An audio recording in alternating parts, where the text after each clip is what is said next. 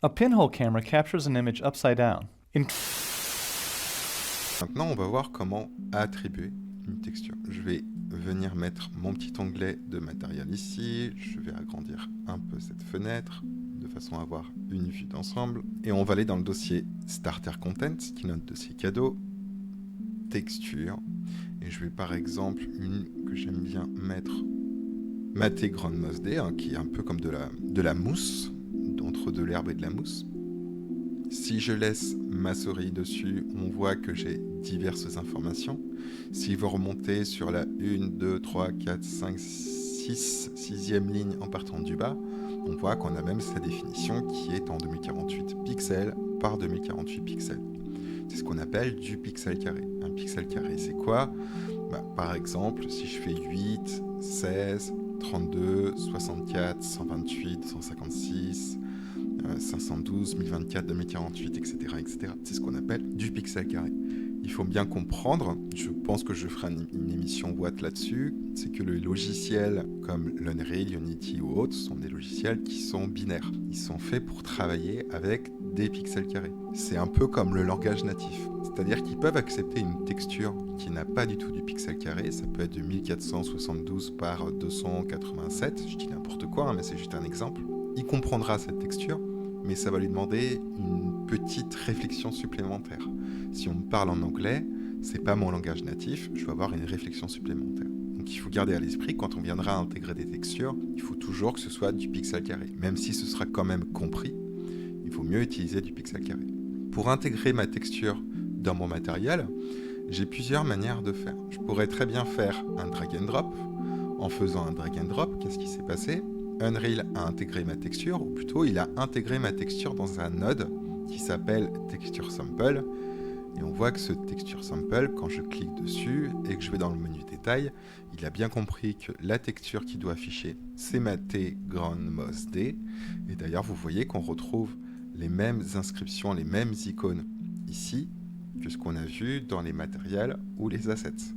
J'ai cherché par nom, j'ai attribué, et j'ai recherché le dossier où est stockée cette texture. Si je vais dans n'importe quel dossier dans mon Content Browser, si je fais dossier loop, je peux voir ma texture. Je vais faire CTRL Z, et cette fois-ci, je vais utiliser une autre manière de faire.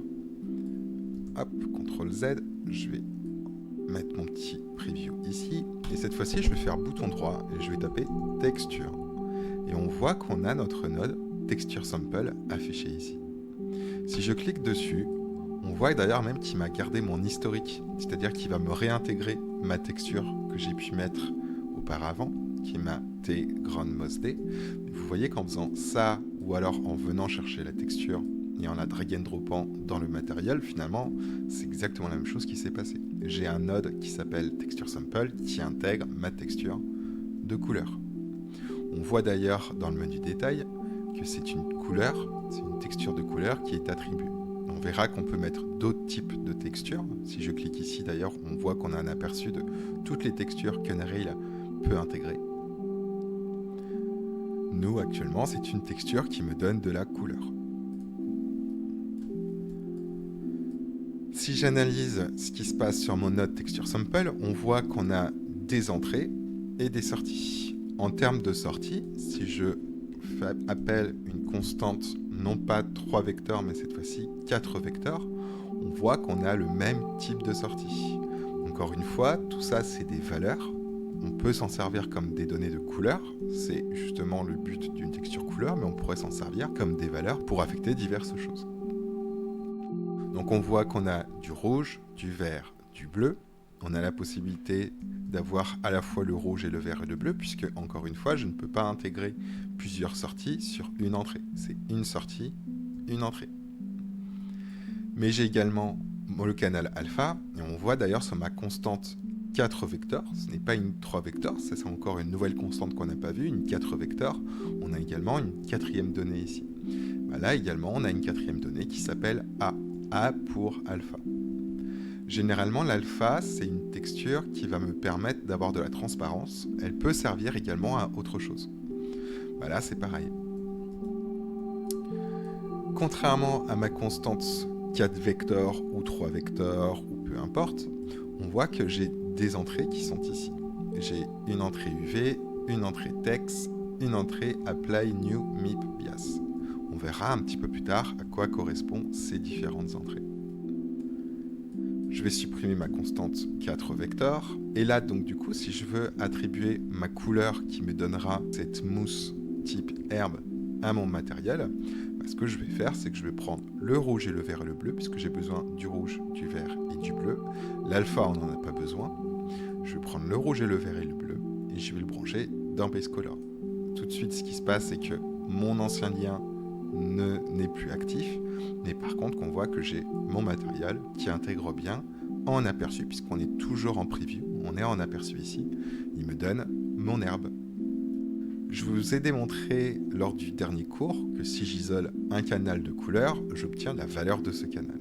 Si je prends le canal rouge et que je le branche dans Base Color, on voit ce qui se passe, c'est que les endroits qui seront le plus rouges seront plus proches du blanc, les endroits qui n'auront pas de rouge seront plus proches du noir. Si je fais la même chose avec le vert, on a tout ce qui est blanc va être plus proche du vert, tout ce qui est noir va comporter moins de vert au final, et le bleu, on devra en avoir beaucoup moins. Voilà, là on a vraiment, je vais mettre un petit peu plus de place, on a vraiment quelque chose qui est beaucoup plus sombre, ce qui me donne comme indication que ma texture Ground Moss D, puisqu'elle s'appelle comme ceci, a très peu de bleu. Donc je vais remettre mon rouge et mon vert et mon bleu qui me donnent cette teinte présente ici. Je vais supprimer ma constante 3 vecteurs, on viendra en recréer une par la suite, mais pour l'instant on va se suffire de ça. Je vais prendre mon onglet et je vais l'insérer à côté de ma scène. Ça sera un petit peu plus pratique. Je vais sélectionner mon node Texture Sample qui intègre ma texture D Ground Moss _ D. Et je vais double-cliquer dessus et ça va m'emmener dans l'éditeur de ma texture. C'est ici que je vais comprendre comment Unreal a décodé ma texture. Si on regarde dans le menu tout en haut, donc j'ai sauvegardé mes informations que j'aurais pu changer directement ici. J'ai mon petit dossier loop pour retrouver où ma texture est stockée. Comme d'habitude, vous voyez que ces petites icônes se retrouvent dans beaucoup d'endroits. Réimporte, si jamais vous avez fait une modification, vous pouvez très bien le réimporter, pourquoi pas. Et ici, j'ai mes 4 canaux qui sont actifs. Là, on voit d'ailleurs que ma texture est affichée, mais pas forcément exactement comme on le voudrait. On voit qu'on a une espèce de petit checker qui apparaît. Pourquoi j'ai ce petit checker qui apparaît? C'est parce que j'ai mon alpha qui est activé. Si je désactive alpha, on voit que ma texture apparaît comme je l'ai directement dans mon Content Browser. Si par exemple je viens isoler le canal rouge, on a exactement le même résultat que quand on a branché uniquement le rouge. On voit ici que plus, encore une fois, je suis blanc, plus j'ai du rouge. Mais je pourrais très bien aussi activer le rouge et le vert. On obtient quelque chose qui est beaucoup plus saturé que ce que j'ai ici. Et si j'active le bleu, en fait on se rend compte que le bleu va désaturer un petit peu mon vert qui est extrêmement flashy sans mon bleu. Donc c'est vraiment, vous voyez, avec ce mélange de ces 3 canaux qu'on peut obtenir tout type de texture. Si j'active la petite case qui est ici, on a ce qu'on appelle le MIP Level. Actuellement, je suis en 0.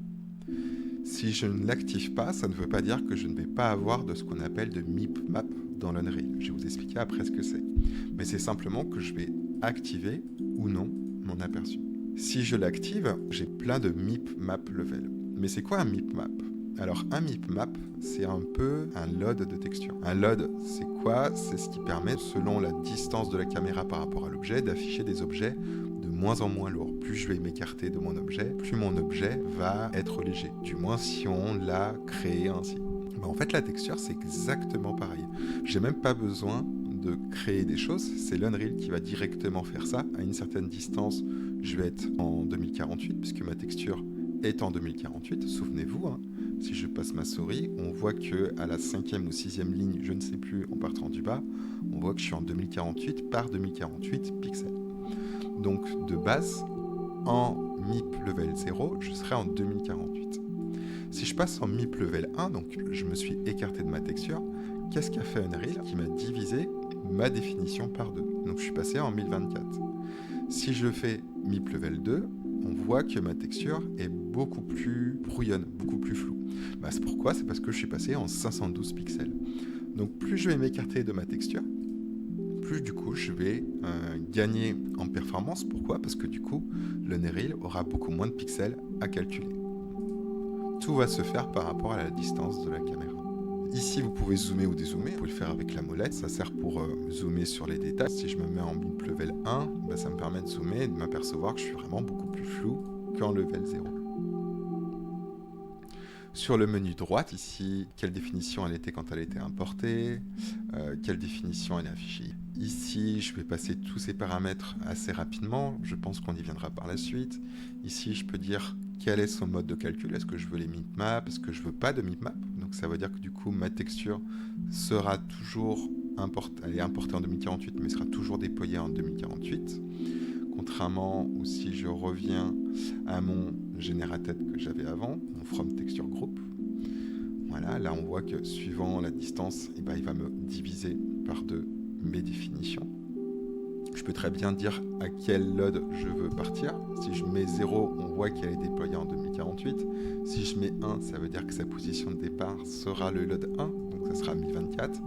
Si je mets 2, on voit que voilà, c'est exactement ce que je vous disais, on passe en 512, donc il me divise par 2 à chaque fois. Donc, je vais revenir sur 1. Texture Group, ça on va pas y toucher. On a la possibilité dans Advanced de pouvoir faire du downscale, donc c'est également pouvoir changer sa définition ici, c'est également possible. Les nombres de MIP level si on veut changer un petit peu tout ça. Je vais ensuite descendre dans Compress Settings. Donc on voit que le DXT c'est quoi? C'est ce qui me permet justement d'obtenir les mipmaps. Donc le sRGBall, laisser activer. Généralement on le désactive sur des textures en noir et blanc, en grayscale, c'est comme ça qu'on appelle ça. Là le sRGB est automatiquement coché, c'est très bien. Advanced pareil, on va pas y toucher, on a vraiment plein de choses pour dire comment on veut compresser notre texture, etc. Voilà, tout le comportement de notre texture dans l'Unreal. Et ensuite, en dessous, on a aussi la possibilité, par exemple, si je vais dans saturation et je mets 0, je vais avoir une image qui va être complètement désaturée. Si je mets 0.5, je vais désaturer mon image. Si je reviens à 1, je vais avoir mon image par défaut. Si je mets 2, je vais avoir une image plus saturée. Ce n'est pas comme un Photoshop. Un Photoshop ou d'autres logiciels de ce type, GIMP ou autres, me permettent d'accéder à beaucoup plus de fonctions. Là, on va dire que c'est un peu la roue de secours. Pourquoi pas?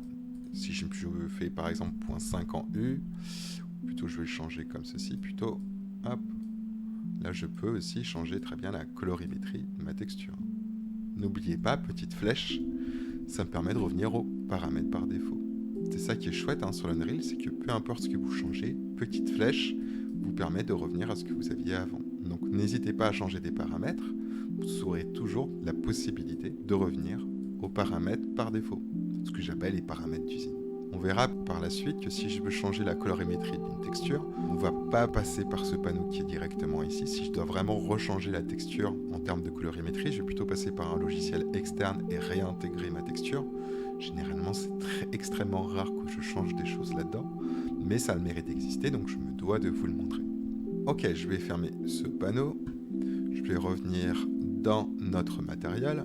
Et ce qu'on va faire, c'est qu'on va importer une texture qu'on appelle une texture normale. Comme ma texture qui est directement ici, on va voir qu'on a plusieurs manières de faire. Je pourrais très bien, pour le coup, je vais mettre ma fenêtre ici. Je pourrais très bien prendre ma texture et faire un drag and drop. Ou alors, moi, ce que je vais faire, pour vous montrer également l'autre solution, je vais prendre mon node texture sample, je peux faire CTRL-C, CTRL-V. Ça m'a dupliqué mon node texture sample qui intègre quoi? Ma texture couleur qui s'appelle ma T ground moss D. Moi, ce que je voudrais faire, c'est intégrer la T ground moss underscore N. D pourquoi? Parce que diffuse. Et moi, ce sera la N. N pourquoi? Parce que normal. C'est intéressant d'avoir toujours cette lettre qui termine la description de notre texture pour signifier ce que c'est comme type de texture. Si je clique sur le nom, ce qui est cool, c'est que vu qu'elle porte le même nom, c'est juste la terminaison qui est différente, on voit que ma T ground moss N suit juste après. Donc ça, c'est chouette. Avant que je clique pour bien sélectionner ma N que je veux et pas ma D, donc ma normale et pas ma couleur, voyez qu'ici, en dessous de ma texture, dans mon menu détail de mon texture sample, je suis en color. Regardez, au moment où je vais sélectionner ma normale, automatiquement Unreal a bien compris qu'il ne s'agit plus d'une texture de couleur, mais qu'il s'agit d'une texture de normale. Si je double-clique, je peux très bien, encore une fois, accéder à son menu d'éditeur. Cette fois-ci, on voit que je n'ai pas de canal alpha. Une texture normale, ça ne sert à rien d'avoir de l'alpha. C'est plutôt dans d'autres textures qu'on viendra avoir de la transparence ou d'autres informations. Cette texture de normale, ce sera très important d'avoir à la fois le rouge et le vert, le bleu qui vont être activés. C'est vraiment ces mélanges qui seront ici qui vont me permettre d'obtenir le relief de mon objet, puisque en fait une normale sert à créer du relief. On voit qu'on a des codes couleurs qui sont ici. Ces codes couleurs vont signifier à l'Unreal que là où il y a du violet, au moment où la lumière passe dessus, les pixels vont se diriger vers telle ou telle direction, alors que les bleus vont se diriger dans une autre direction, etc., etc. Ok, je vais fermer cet éditeur.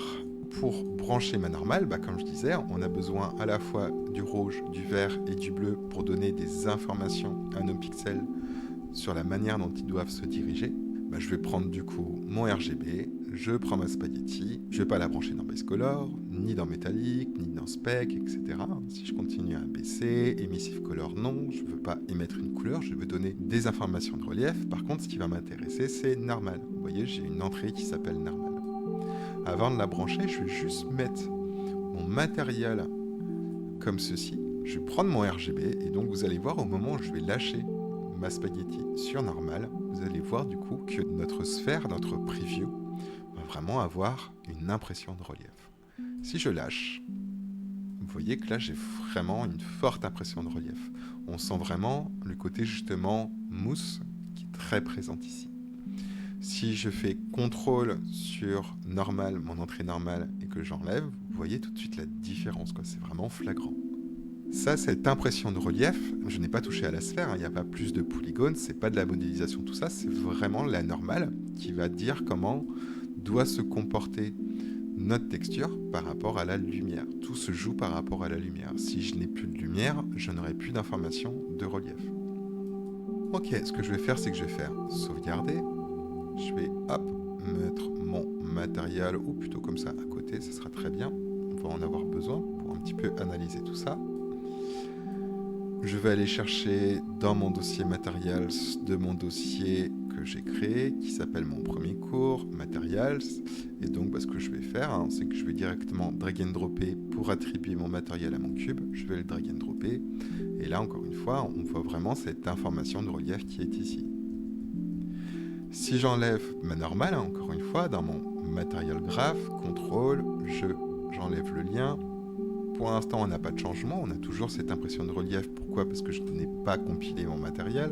Donc je vais sauvegarder. Voilà, vous voyez, on a quelque chose qui est beaucoup plus plat. Ça va bien marcher. Encore une fois, si j'ai de la lumière. Mais si, vous voyez, je me mets à flanc de mon cube, je vais avoir quelque chose qui va être beaucoup moins marqué. C'est un petit peu ici, on voit qu'il y a un petit peu de noirage, mais j'ai pas cette impression de relief comme je peux avoir directement ici. C'est un petit peu en gros un fake, on peut dire la normale. Vous voyez là, je sens pas du tout de relief. Si je l'enlève, je vais peut-être avoir des endroits qui vont être un peu plus noirs, et encore, très très très léger. Mais vraiment là où ça prend tout son sens, c'est quand je serai face directement à mon cube, ou alors légèrement comme ceci. Mais c'est vraiment par rapport à ce placement de caméra que je vais vraiment avoir du coup tout le positif d'une normale.